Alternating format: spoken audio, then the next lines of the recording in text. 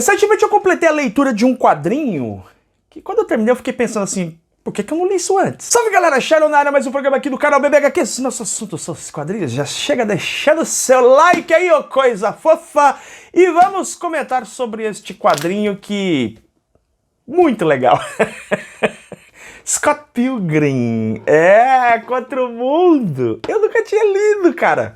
Scott Pilgrim, lançado aqui no Brasil pela editora Quadrinhos na CIA. Eu li o primeiro volume, a série fecha em 3.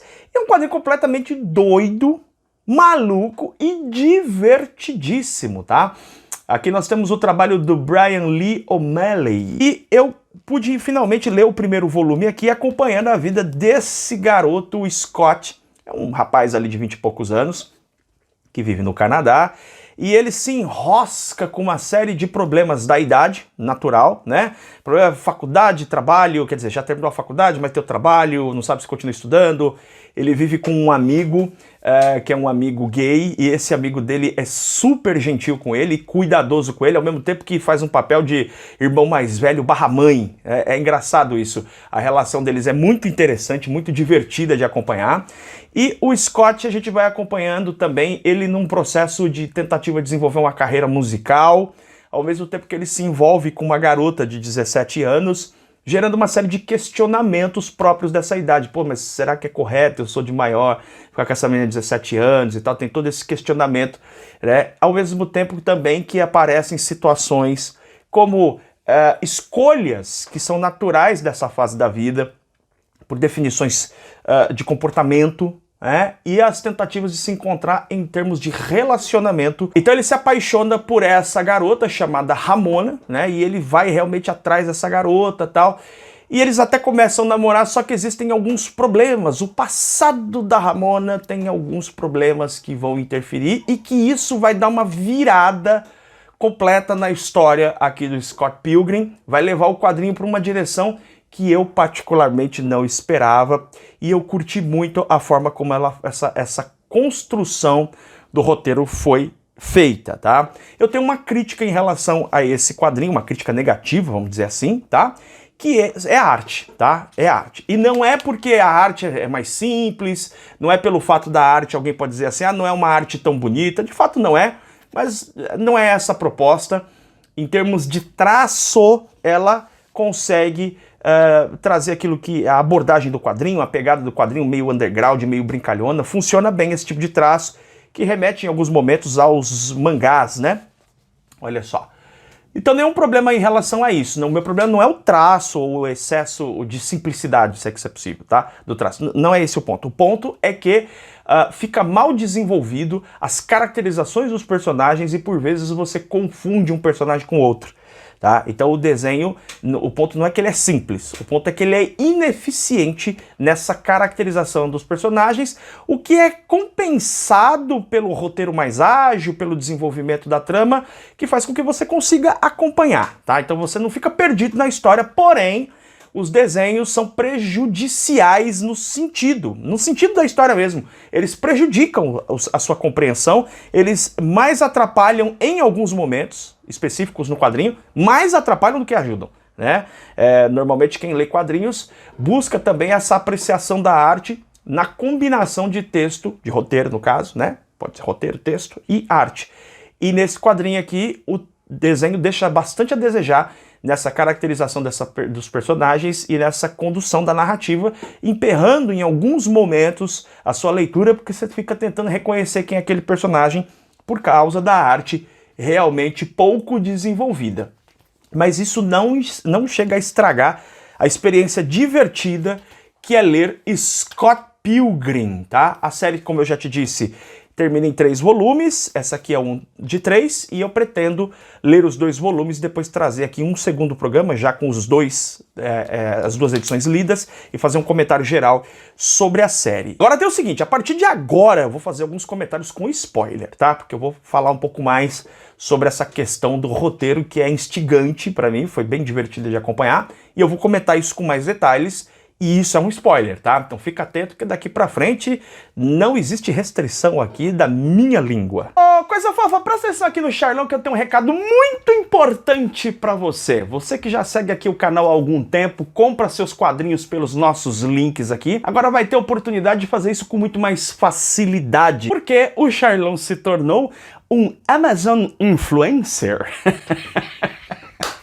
É isso mesmo, agora eu sou um influenciador da Amazon. E lá no site da Amazon, nesse link que tá aqui na descrição do vídeo, o primeiro link, você terá acesso a uma página com as minhas recomendações de quadrinhos. São várias listas que vão para quadrinhos para iniciantes, tem quadrinho da Marvel, tem quadrinho para DC, tem os melhores clássicos, um monte de listas que vão facilitar muito para você na hora de escolher os seus quadrinhos, porque todas essas listas são montadas por mim mesmo, ou seja, são recomendações diretas minhas para você. O legal dessa plataforma é que você pode ver tanto essas listas que eu for montando, como também imagens. Tem imagens com comentários rápidos a respeito de quadrinhos que eu li e que você pode ter acesso também rapidamente adquirindo ali algum quadrinho que te interessa, é claro. A página é super intuitiva e fácil de manusear. Você vai poder ver somente as listas, você verá somente as imagens que eu coloquei ali com comentários sobre um determinado trabalho, ou então você pode ver tudo de uma vez. Tanto aqui no YouTube quanto nas outras redes, o TikTok, o Instagram, a galera sempre me pede recomendações. E por isso, as listas e fotos que eu for postando lá na Amazon vão se renovando o tempo todo. E claro que você não vai querer perder nada, mas isso é muito simples. Lá na página mesmo, você tem o botão de following, ou seja, você vai começar a seguir mais de perto as minhas recomendações para você. E claro que você não vai esquecer de copiar o link e enviar para os seus amigos, nos grupos de WhatsApp, para todo mundo, porque se alguém está querendo começar a ler quadrinhos e precisa de recomendações, só clicar no link que lá tá tudo prontinho para você. O lance é o seguinte, a gente vai acompanhar o Scott Pilgrim nessa história aí de, ele tá montando uma banda e ele tá num relacionamento com essa menina de 17 anos, ele não quer muito ficar com a menina, é mais a menina que é apaixonada por ele. O quadrinho consegue fazer dá essa percepção de distanciamento de idade, apesar de ser muito próximo. A gente sabe que é uma coisa completamente diferente, por exemplo, duas pessoas, uma de 44, 45 anos e uma pessoa de 40. A distância realmente não é muito grande, mas quando se trata de uma menina de 17 anos e um menino de 23 anos, a diferença é muito grande, né? Nesse caso aí, as vivências, as experiências e tal. Isso realmente fica destacado no quadrinho e a gente vai acompanhar o Scott Pilgrim com essa menina num relacionamento meio canalha por parte dele. O nosso herói aqui tem várias falhas, ele comete erros, ele escorrega muitas vezes e isso acaba servindo para humanizar o personagem. A gente de alguma maneira se reconhece nele, reconhece pelas suas falhas, pelos seus pecadilhos, às vezes nem tão pecadilhos assim, mas a gente vai acompanhando. Agora a grande virada é que a partir do momento que ele conhece a Ramona, a menina pela qual ele se apaixona, ele quer ficar com ela e tudo mais, ele descobre que ela teve uma série de namorados antes dele.